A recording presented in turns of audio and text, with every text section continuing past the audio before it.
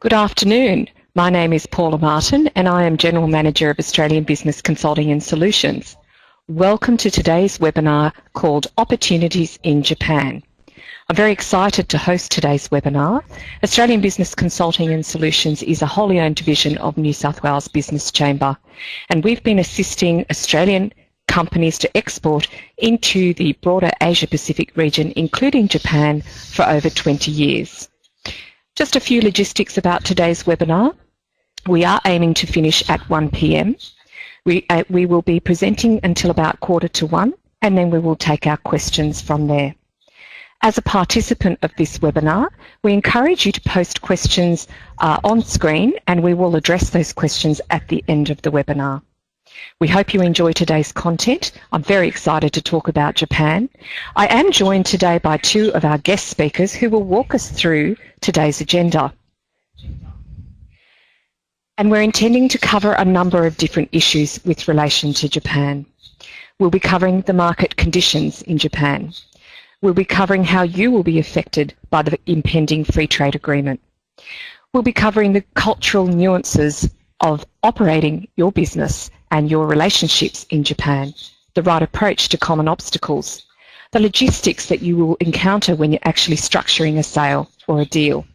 And we'll, of course, be looking at all of the right approaches and recommending to you how to best leverage your business opportunities in market. With me today, I'm joined by two guest speakers.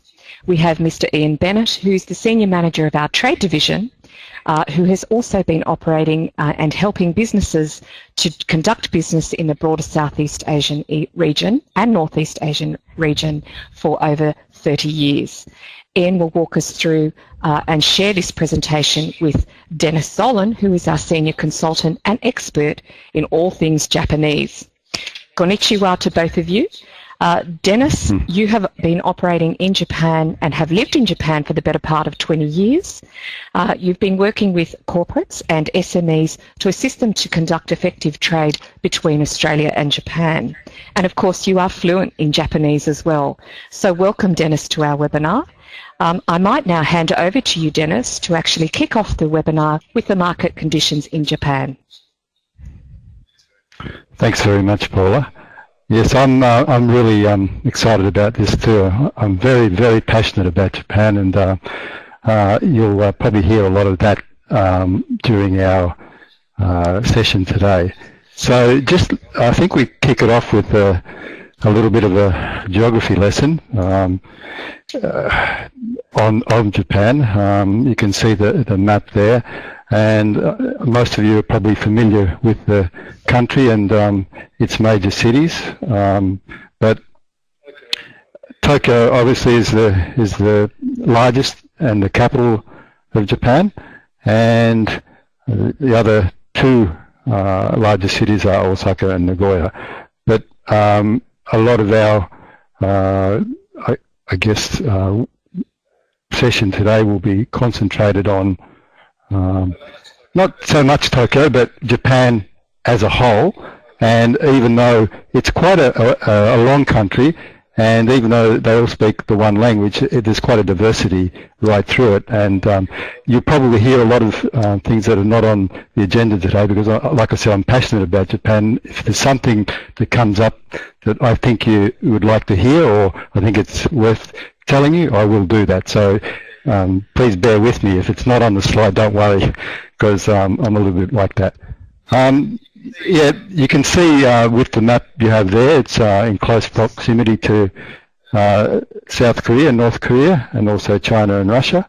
Lots of trade and other activities happening between those two countries. And to the south of Japan, you don't think it's in there, Okinawa and Kyushu. A lot of trade actually happens between there and Southeast Asia because of the close proximity of those countries.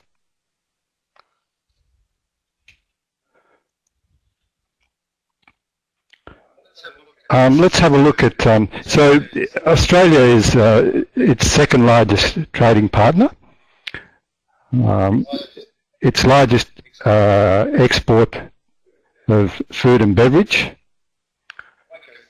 I won't go through each individually here, but like I said, I'll talk and give you interesting insights into any of those things where I think it's appropriate to reinforce what is there on screen.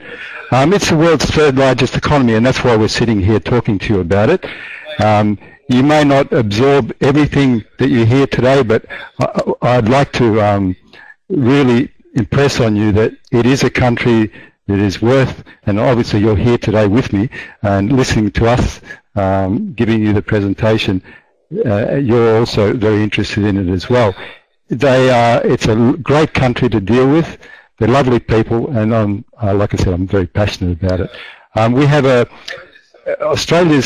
Japan has a 40% self-sufficiency with food, so there's a bit of a deficit as far as food is concerned, and that's why we're one of their largest import or destinations of food and beverage. Again, you can read what's on there, and if you have questions to add to any of that, let's have a look. We'll listen to those at the end of the session. Dennis, just on that, Yep. the third largest economy in the world, I was hearing the other day that obviously we've got America and China, but I was quite surprised to hear that if you combine France and Germany's economic activity, it still doesn't reach that of Japan.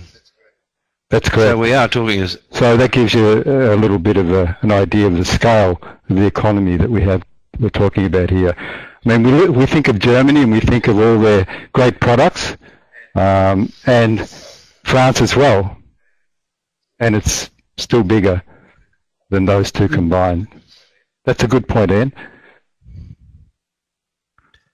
Okay, let's move on to the next. Again, the capital, as I mentioned, is Tokyo. The government system, just briefly, is the constitutional monarchy. The head of state is the emperor, and the emperor is held in great reverence in Japan, the royal family. They love their monarchy, just like England, and he has the last say on anything that's passed through cabinet or through government, but the power as such is with the Prime Minister. You can, just briefly, the government is split into two houses, House of Representatives and House of Councillors. There's 600 or 700 odd seats, and the ultimate power is with the Prime Minister. We won't talk about how many there's been over the last 12 years, but that's not a problem. That's in some ways means there's lots of talent there. At the moment, Mr. Abe, commonly known for his Abenomics, is the head of government, and you can see that the exchange rates and other things there that will be of interest to you. Where do we sit as far as trade with Japan in comparison to other countries? Well, as far as an export destination for Japan, we're 10th. And as you can see there, as far as an import source, we're 3rd. So when you think of that, it's a large figure. The percentage there, 6.1%, represents, in dollar terms, a lot of money. So just looking at that, Dennis, we're just saying it's just not all coal and gas. We're actually a substantial exporter of a range of products and services? Yes, and that's grown over the years. Initially, the relationship was built on all the natural resources, because I heard this when I first went to Japan many years ago. The Japanese were always saying that they've got no natural resources, so they have to buy them from outside. And they then use them very diligently to make other products. However, as I said before, with food, their subsistence in food is very low, so they need food. And they also, like other services that we're providing, and we'll get into that a little bit later on in the presentation. So yeah, it's not all just coal and gas.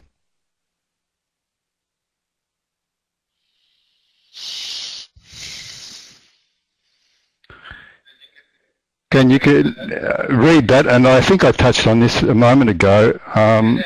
Japan, everybody wants to be there. Being the world's third largest economy behind the States and China, and having a very wealthy middle class makes it a very lucrative market. You can see the population, 127 million. And it's a very advanced country, and you might think it's if it's the third largest and China's taken over the second position after the US.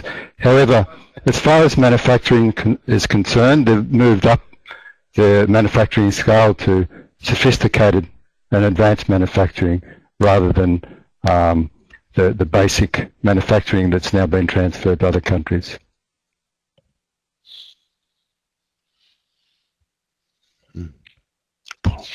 Thanks for that, Dennis. We might move, that's actually a really good introduction to Japan. What we'd like to actually talk about now is the impact of the impending Japan-Australia Economic Partnership Agreement, or many people refer to it as the impending Free Trade Agreement. So Ian Bennett, I'd like to hand over the seminar through to you.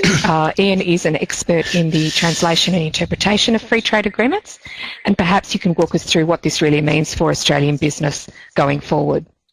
Thanks, Paula. Yes, folks. Look, the note you'll see here that the word FTA or Free Trade Agreement does not exist. This is actually an economic partnership agreement, which means that at the end of the day, not everything will ever be free. It's something that people misconstrue and sometimes don't fully understand. Now, you can see from the photographs there that the Prime Ministers have initialed the agreement in Japan. They've initialed the agreement in Australia when Mr. Abe came down. There's been celebrations all over the place, which are probably due. It's taken 7 years to negotiate this free trade agreement. So you can see it just didn't happen overnight, and it is definitely worth celebrating.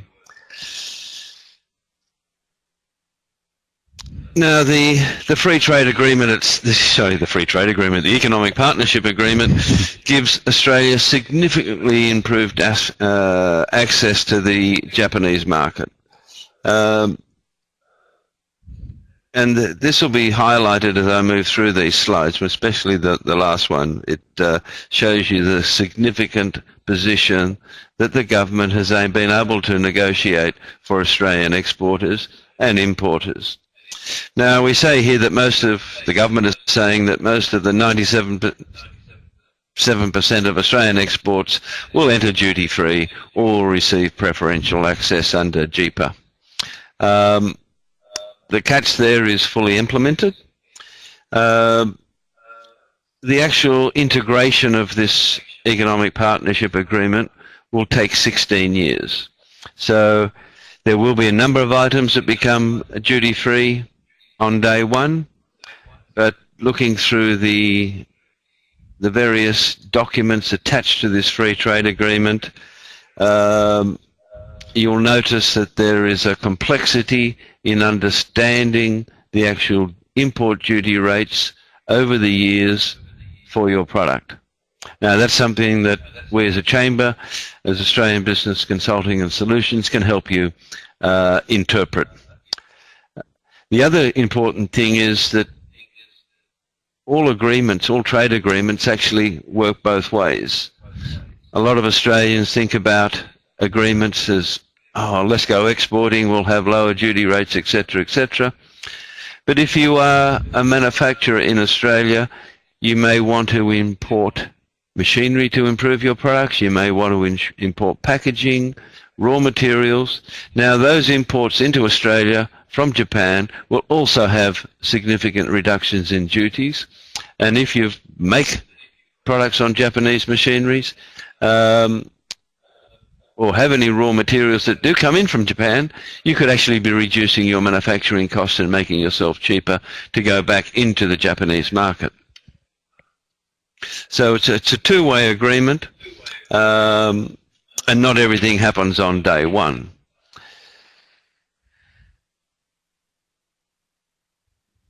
The agreement guarantees also Australian service providers. So you may not be an exporter of tangible products, but you may be an exporter of services, no matter what they may be. But this free trade agreement has been negotiated with better terms than Japan has ever offered in any other free trade agreements.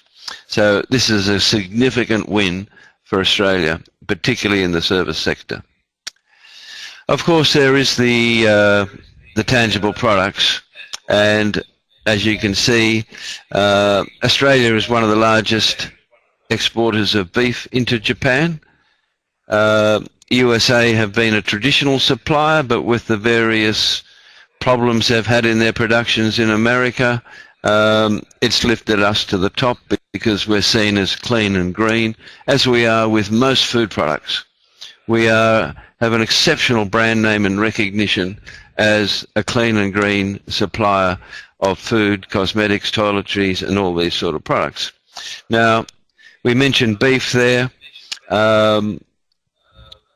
Japan is our largest export market for processed food products, and it is the second largest market for Australian agricultural exports. Now, we talk about the beef. Okay, that's very important. Yes, we export fruit and vegetable, and wine is increasing, seafood is increasing, but there's also areas for confectionery, there's also areas for gourmet foods, and also Japan has a sophisticated manufacturing sector in the food area as well, so we can be ingredient suppliers as well. And so there's just not food we're talking about. It's not the finished product, so there's the complete gambit of our agricultural products that can go into the Japanese markets. The other thing that both governments are doing is looking at how we can apply mutual recognition on professional qualifications under this, so there can be a greater movement of services within that. And that can be technology and transfer of personnel in the manufacturing of food products. We talked about beef. Yes, there is significant benefits for Australia. I can see that 1.4 billion going through the roof, particularly when we get to later on, and we'll see what the competition are doing. Now, Japan is a growing and interesting market for the wine industry, and Australian wines are now getting recognition. They're not sitting on the lower shelf under the French and European wines anymore. They're now sitting on the equal shelves. And significantly, over a 7-year period, there's going to be a 15% reduction in tariffs. The interesting point here is that Japan does not have a free trade agreement with Europe. So the European wines are going to be at a distinct disadvantage, and this will grow over the period of time. Now, if you're a wine exporter of bulk wines, you're duty-free the day that this agreement comes into place. So you could think about how you can work with a Japanese partner to actually bring a brand name, bring your wine to market, but exporting in bulk. Now, the other interesting thing here is duty-free quotas. So once again, it's not a free trade agreement, it's a partnership agreement, and there are still quotas in place to protect some of the industries in Japan from being eliminated by cheap imports.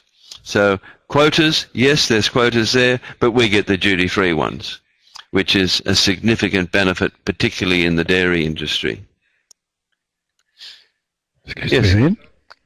Also, is Australia advantaged more than other countries as far as this agreement is concerned? So Australia's agreement with Japan is more advanced than Japan's gone with other countries as far as agricultural Absolutely. products? The negotiators have come out fairly significantly with win-win-wins. The interesting thing that probably made it easier for Australia to negotiate better outcomes was the fact that the motor vehicle industry, which is normally a very big sticking point in negotiating with Japan, was off the table, because very shortly we won't be manufacturing any motor cars. So we didn't have a competition issue there, which enabled us then to not have to make concessions on other products. So yes, we did come out quite well on that. There is some granular stuff, particularly in the wine area. I've been looking at the import duties on wines over the last couple of days, and you'll see a very complex system of identifying how much duty will be reduced over the next 16 years. And I'm quite happy to go through the wine exporters one-on-one with that conundrum. I think, could I just make a comment there, Ian? I think that the major competition that we've had in the market there over the last 5 years, maybe even 10 years, Chilean wines, which have had an agreement with Japan, and this agreement that we have now got with Japan will reduce our tariffs to an even playing field with Chile. Yeah, that's correct. And they're the only nation that really has a free trade agreement with Japan that can be a significant competition for the wine industry. Once again, we're here into the dairy industry. Lots and lots of dairy products can now enter Japan at concessional basis, some duty-free. And where we had pretty heavy barriers before of ice creams and yogurts, etc., which have a high cost anyway because they've got to remove in refrigerated containers, we're now on the doorstep, once again, as a clean and green nation with the high-quality products that the Japanese consumer not only wants, but is prepared to pay for. We've mentioned the elimination on a vast majority of Australian fruit and veggies and juice. It's interesting that the food and beverage area does not only lead to wine, but also has a significant input on the juice market as well. And there's some examples there of how things are going to be reduced. The other area is, of course, the seafood area. We know how much the Japanese love their seafood. It's a part of their staple diet, and there is some immediate reductions and elimination on certain products, seafood products from Australia, that once again will give us a significant advantage over all other countries. We have, for the seafood industry, we have some of the cleanest fishing waters in the world, and once again, that is respected. When does JIPA come into force? As we mentioned earlier on, it's been signed by initialed by both Prime Ministers, get the word initialed, but there's still many steps before it comes into force. First, it has to be translated into both English and Japanese. It has to be put before both parliaments in Australia. That's called JUSCOT, which is the Joint Standing Committee on Treaties, who've got to pull it apart, analyse it and make sure it works and everybody's happy with it. Ours has, from our side, it hasn't even got into Parliament yet, but that's going to be happening very shortly. Australia and Japan, though, are both aiming to complete it this calendar year. The reason being is that the Japanese are really, really pushing, which is great, because the Korean-Australian Free Trade Agreement comes into force on the 1st of January 2015, and they don't want the Koreans having an advantage. So we know on the Japanese side it's going to move very, very quickly, and hopefully this encourages the Australian government to do exactly the same thing. Anyway, once everybody's happy with it, they exchange notes and everybody reads them, and then they get signed again. And 30 days after everybody's signed that piece of paper, we've got traction and all the benefits of the agreement come into place. So, Ian, can I just clarify, we think we might be ready by the end of the calendar year? that's what some sources are saying that, but unfortunately there are other sources within the Australian bureaucracy that think that that's mission impossible, but it'll be up to the minister to make sure that the bureaucrats put the pedal to the metal and get it done, because we know Japan are desperate to get it done. So hopefully we do have traction by January 1, 2015.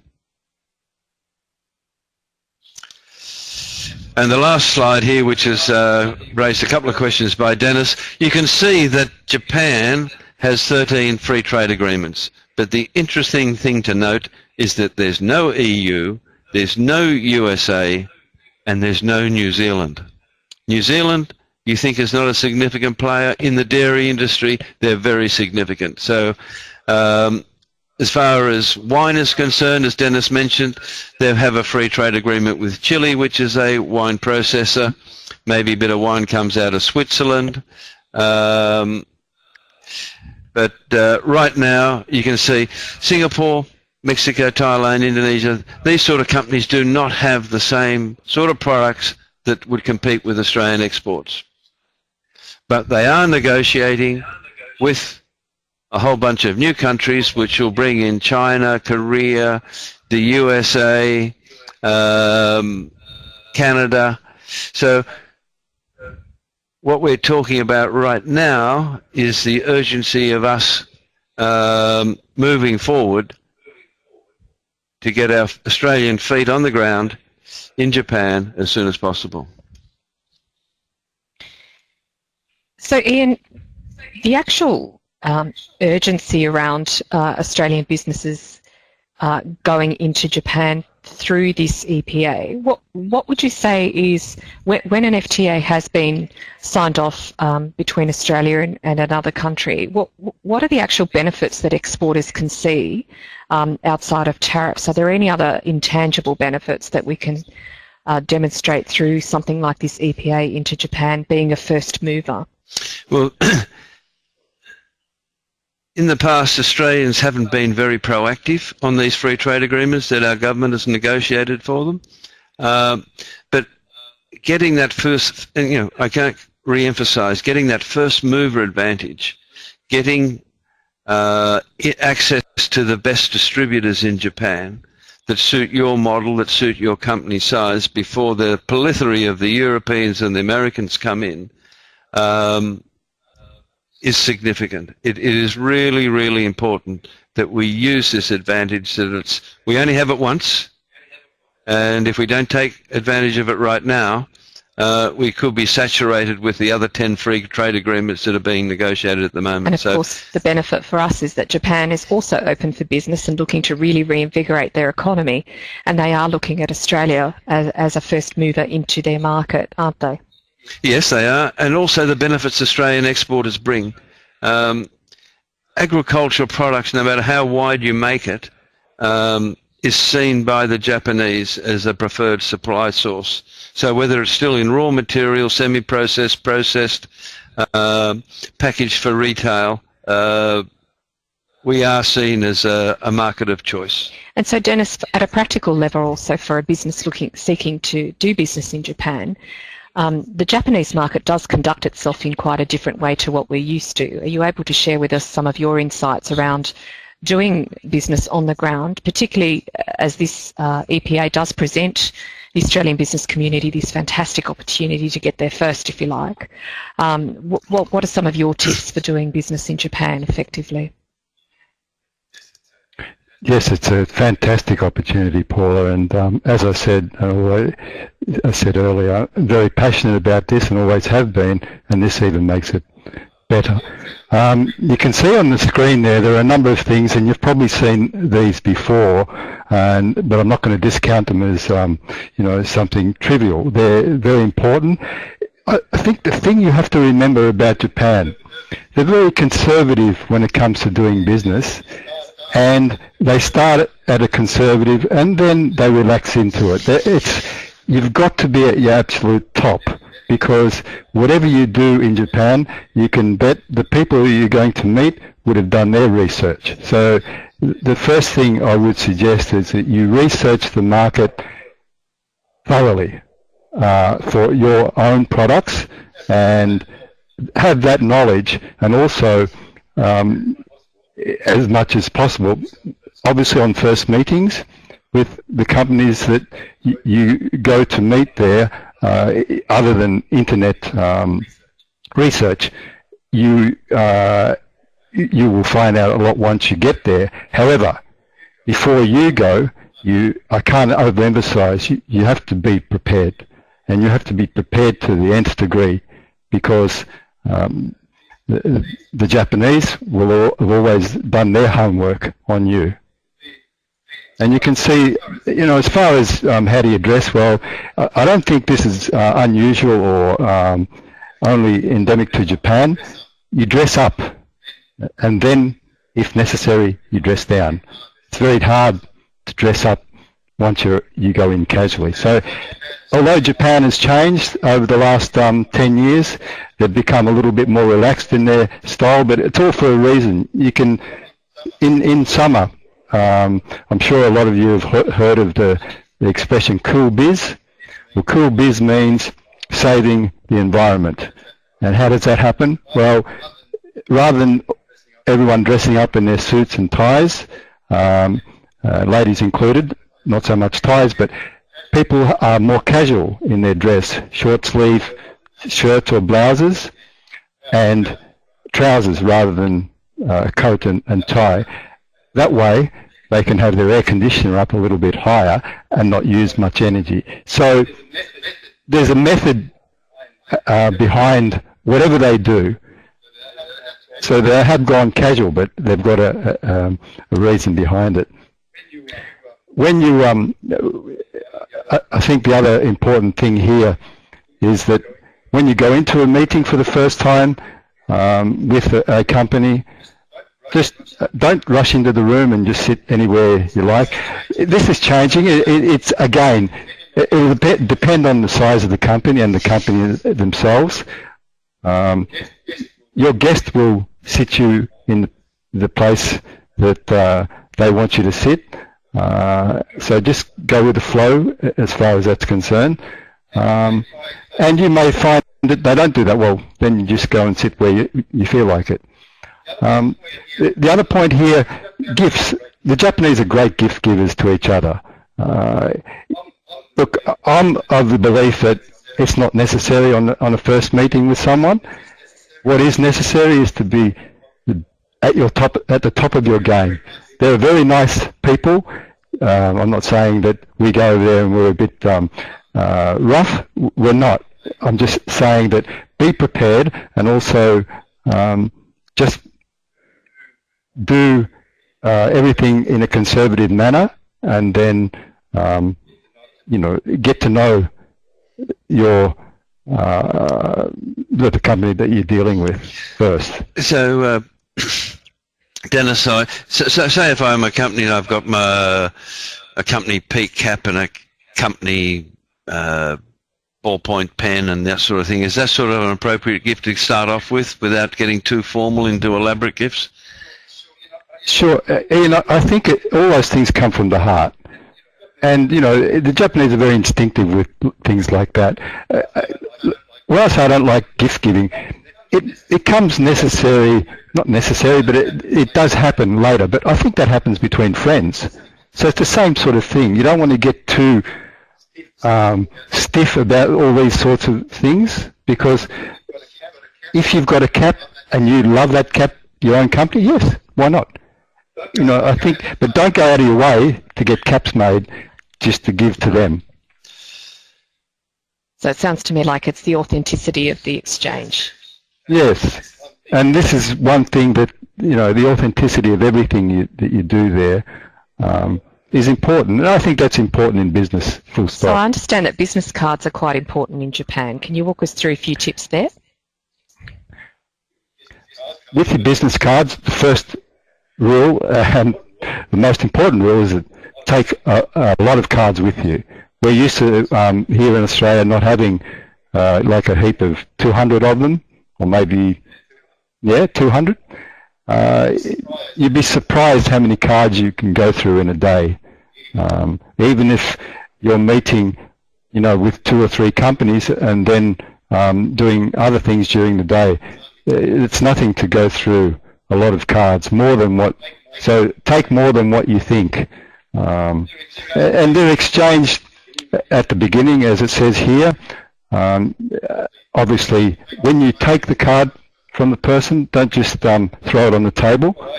What I do, I don't think I have it on me now, but I have a card holder. If it's only 1 or 2 people that you're meeting with, I put the card holder on the desk in front of me, and I put the person's card on top of the card holder.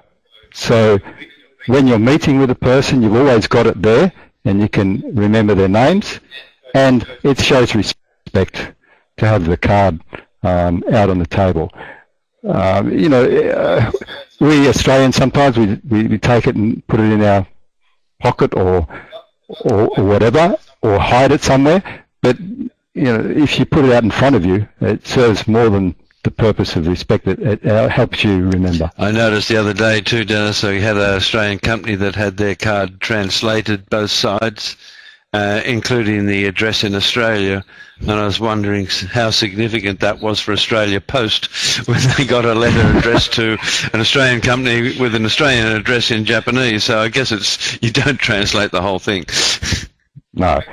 If you're going to translate any, and it's a help to the Japanese sometimes, is that your name perhaps for pronunciation, even though they'll pronounce it in katakana, well, it'll be a lot probably closer in katakana than it is them trying to read it out off the English. So that, and the title.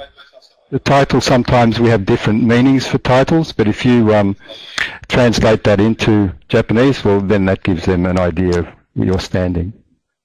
Those other things that we had there, you can read those, and if you have any questions, we can answer those later. Again, we've spoken about this. You have to have a strategy. You're not going there because you hear us talking about opportunities. Yes, there are opportunities, but just treat it like you do any business or any expansion in Australia as well. You're not going to just go and meet someone and say, okay, here's your wine or here's your food. I'll supply you this way, and that's it. You have to have a strategy in place. The first meetings are always, you learn a lot about each other, and your strategy is a dynamic thing anyway. However, always, as I said before, it's part of being prepared. And as it takes a little bit of time to get to know each other. And those other things you can read off the screen there. Be prepared. That's it.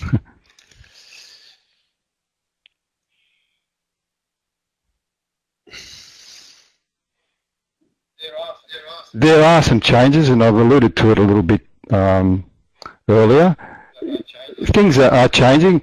They're becoming a little bit more relaxed as far as, even though there's always a purpose behind it, like the cool biz. And they're also now, because they're not the second biggest economy in the world, and after the war their growth rates up until the end of the 80s was such that they didn't have to really worry about cost cutting and other things. They were just growing. So economic pressures from the outside and also social pressures from inside, like long-term employment. There's lots of issues that have impacted on the way the Japanese do business, and they've become easier to communicate with because there are a lot more these days now that do speak English. However, just as it says there, the smaller companies don't have access to those sorts of resources unless those small to medium-sized owners are English speakers who have gone out in their own. And a lot of the times you'll probably do business with that type of person depending on the structure of your own company. There's a couple of photos on that slide. It just shows you to what degree they go to market their own products. You can see that peach in the top right-hand corner. I'm a little bit, when I go grocery shopping these days, and people throw peaches around or place my tomatoes at the checkout, bang into the bag. Don't bruise it. They go. Yeah, they really look after their products, and you can see the square watermelons. That's to signify you've got to be a little bit different. Their market, they've bred a legion of very innovative, competitive strategies, because there are so many companies competing in that market that if they're not different, they're not going to survive. So just keep that in mind as well. So you've got to have a point of difference, is my point there. Okay, thanks for that, Dennis. Moving along, some of the most common mistakes entering the Japanese market is a lack of patience. Don't forget, it's a country built on tradition. Their traditional way of doing business is not at the speed of light. So patience becomes a very important part of your negotiating and your understanding. Dennis has mentioned the lack of preparedness and the preparedness to change your product to meet the innovation and to put yourself as a different product in the marketplace is essential. Not understanding that Japan is not a typical Asian market. It's a market that actually really looks for long-term engagement. It's a market where you just can't walk in like you can into a, say, food and hotel in Singapore or Malaysia, find a distributor, cut a deal and get an order. That is not going to happen in Japan. It's sophisticated, it's demanding, it's a little bit hard to start with, but the dollars start rolling in during the part, as the long-term relationship develops. So lack of a detailed research and weak market entry strategy will be an obstacle for success. And let's emphasize there too, Ian, the relationship you mentioned. That's the most important ingredient. Right. Okay, so you've got about, just for the Japan agreement and you as an exporter, potential exporter, you've basically got about 6 months to get ready to take advantage of this. Are you going to take advantage of being the first mover, or are you going to follow others? You should start your research right now, and before you start going to Japan, think about how you're going to build the relationships. What are you going to do with your products? How can you get into this enormous market that can't be ignored? You do not want to be following other Australian companies in there. You actually want to be there first, and you want to get in there before the other free trade agreements come into place. But believe it or not, we have a solution to help you on this. Paula. Thank you, Ian. We've actually got a couple of questions coming in, which is great. Thank you very much. So you've heard a lot today about how the EPA affects our overall export community. You've also heard about the fact that you need a market entry strategy and a very detailed research to tackle this Asian market, which is different to the broader Asian community. So if you are a current exporter, for example, into China, exporting into Japan is a very different proposition for you. So good research and preparation will be key to you, and also the ability to, what I've heard from both of you, Dennis and Ian, the ability to really have a look at what makes your product different, and also then action that difference, building those relationships in Japan, and the fact that it is actually difficult to do this process on your own. So one of the things that we've really been thinking about here at Australian Business Consulting and Solutions is how can we actively help the business community to actually uncover where those relationships might lie, and to really take advantage at a practical level where those opportunities are in the food and beverage and also the advanced manufacturing sector. So we are proposing to actually hold a business delegation to Japan, and that business delegation will be held on the 14th to the 17th of October. And we are inviting companies in the food and beverage market and also those that are operating in the advanced manufacturing sector to come along to this delegation with us.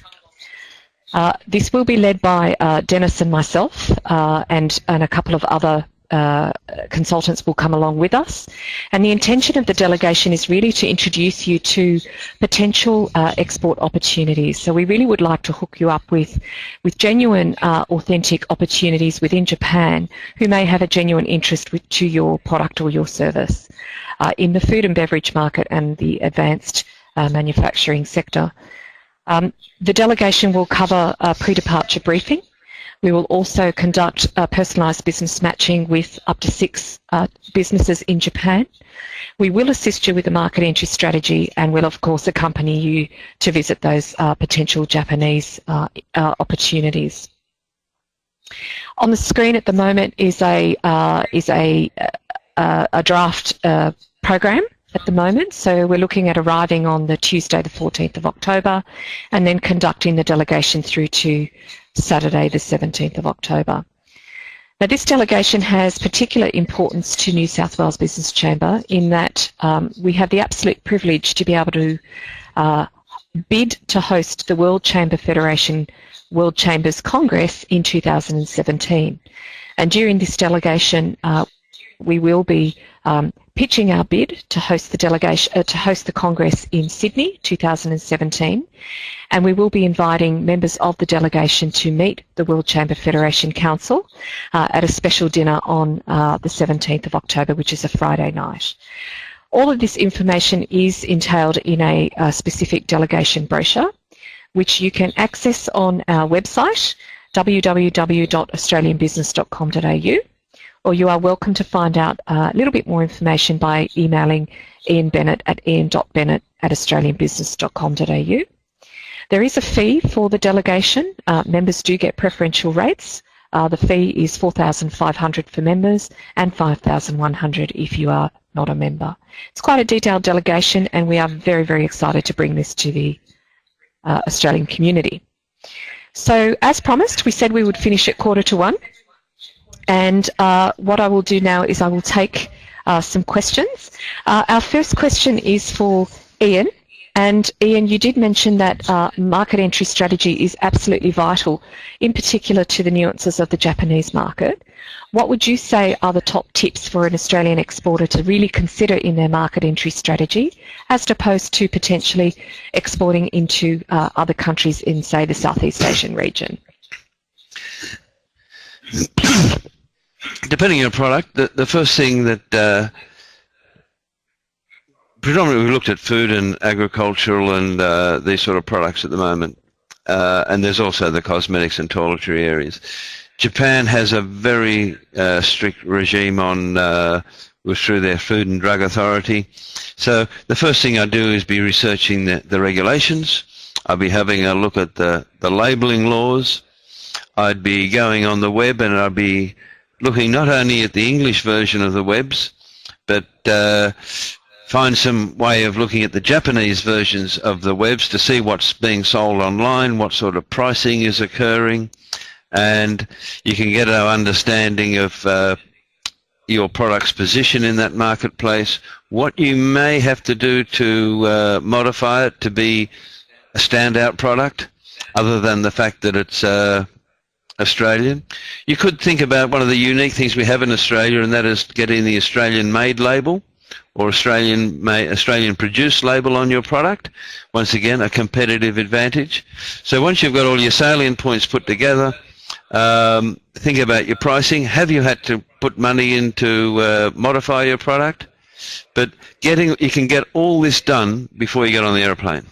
And that's the key element. So if your product may not have been modified right now, when you have your first meetings with your prospective Japanese partners, you know what sort of questions that may come at you, and you will already prepared in your strategy on how you're going to answer those particular questions. Thanks, Ian. We've got 2 remaining questions that we've got just enough time to tackle. When we talked about with regards to the EPA, Do you think, there's a question here, will there be more preferential treatment towards non-perishable foods, or are we really looking at an EPA that's preferential towards perishable foods from Australia into Japan? Or do we not know enough yet? We know basically that the perishable food market for Japan is a significant part of Australian exports. So the answer to that is yes, we are getting preference not only in the fruit and vegetable areas, but we will also have preference in the processed food area. So and when we talk about perishables, we can also talk about meat. Believe it or not, we're exporting a lot of lamb products there. So both sides of the equation, we get the benefit, and we know that China can be a low-cost producer of some of these fruit and vegetables. We know that they can be a producer of certain products that are competitive against us. But fortunately for us, the Japanese buying community actually want to have Australian products. And as Dennis mentioned before, they've got a very high individual GDP. The taxes aren't very high. Personal income tax isn't very high in Japan, so they've got a good disposable income. They want quality. They like to enjoy quality. So with our free trade agreement, we will even be a better offer on the shelf there, as long as you are prepared to negotiate with your importer that he passes on these savings in his final retail price and not actually take the duty reductions as a profit. And we've got a question here from Kevin. Thank you very much. He is from he's a manufacturer of radio and telecoms products. And again, this is just for Ian with regards to the EPA. Do we know enough about technology manufacturing? So Kevin has had some difficulty in the past accessing Japanese technology manufacturers. Do you think the agreement will facilitate a freer trade in that particular sector? And do we know enough about that just yet? No, we don't. If, as an exporter, you might know that in the customs tariff there's 99 chapters, there's about 12,000 different tariff items. Haven't got them at memory right now, not trying to be sarcastic, but we can definitely have a look at your product to see if there has been a reduction in duties. It will be also interesting to see how your product has actually been technically rated. Have you got CE marked or UL mark or BV mark or marks to Australian and Japanese standards?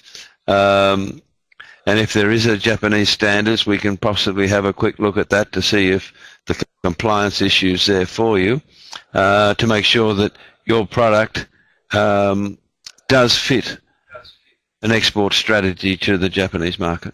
Happy to have that conversation. Great. Final question on culture. So Dennis, we've got a question here from Rajari. The question is, do the Japanese like being pushed for a reply or a response? So obviously in Australia we can be fairly upfront. When you've got, 10 days to run around and meet as many people as you can, what would you say would be the traditional custom for trying to get a reply from your potential Japanese buyer? I guess they're human, so they're probably not going to like being pushed, is my only answer there. If you've got a good product and you've done a great job of presenting it, which I'm sure you would do, you wouldn't have to push. But they're human, so do you like being pushed? I guess I don't. So I guess you have to define what you mean by push. Dennis, would say if I'm negotiating in Singapore, I can say, is this acceptable? Can we move on to an order and quickly negotiate, so I'd maybe not have to see those other 8 people, but or a bunch of other. Yeah, you can. I mean, they're humans. You don't have to put on kid gloves. If you need to make a point, as long as you handle it right and it's a valid negotiation or a valid exchange, I don't think. But in the past, we've heard that Japanese negotiations can sometimes be a lot longer and a lot more painful than with other parts. Yeah, but you hear a lot about everything like that, Ian, and some of the times it's only the worst ones that you hear about. So I think it's a case by case, and if Marjorie feels like that she needs to not push, but ask in that way, I don't see why. So I guess the key is conduct your business in an international space as you would in Australia with lots of follow-up strategies and, of course, continue to build that relationship. So in terms of just a final question around the terminology of FTA and EPA, Ian, is it inappropriate to use the term FTA or can they be used interchangeably? No. Free trade agreements, the word free trade agreement does infer a lot of things that are misconstrued by other people. People don't like to think that their country has given everything away for free. A classic example of that right now is in Indonesia, where they had an unfortunate free trade agreement, ASEAN did, with China, and Indonesia thought they were hard done by. So now they only have economic partnerships. You mentioned free trade agreement in Indonesia right now. It's a toxic word. If it's an economic partnership, let's call it that. I know that saying an FTA is pretty easy, rolls off the tongue. An EPA, you think you might be doing an environmental impact study of some sort, but internationally, let's call it what it is. An economic partnership.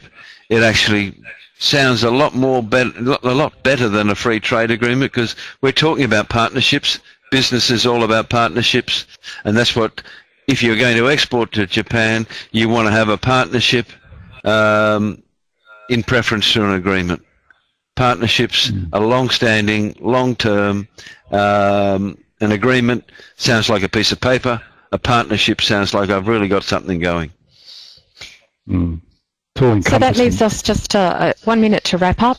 Thank you to everyone who's been on the line. Natasha, I have noted your query here about getting into contact with us to discuss opportunities in Japan. There are two ways. There's a number of ways that you can contact us. You can go online to our website, australianbusiness.com.au. You can email Ian Bennett, ian.bennett@australianbusiness.com.au. And you can email myself, paula.martin@australianbusiness.com.au. And of course, we'd be more than happy to field inquiries regarding the Japanese delegation that we are intending to hold on the 14th of October. We hope to see you there. Thank you very much for your time and see you soon. Thank you. Thank you.